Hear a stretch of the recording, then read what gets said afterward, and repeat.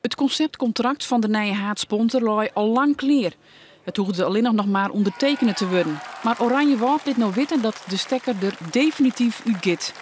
Het had te krijgen maar de weensk van Gwon Keertsers.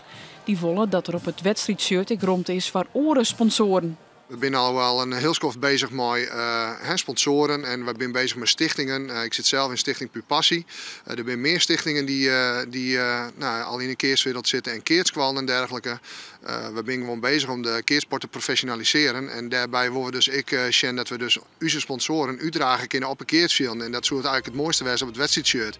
FB Oranjewoud wil net voor de camera reageren, maar liet het volgende weten. Gwon Keertsers dreigen mij een boycott van het dragen van de sponsorkleding van FB Oranjewoud. Wij kunnen ons net vinden in die houding.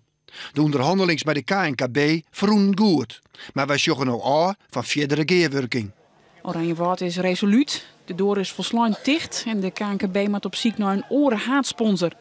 Het Keertsboen zelfs is likwijls nog hoopvol. Wij hebben altijd in een hele goede sfeer en constructief met elkaar praten. En ik weet dat de mensen met een bepaalde intentie instutsen binnen. Het stimuleren en behouden van keertsen.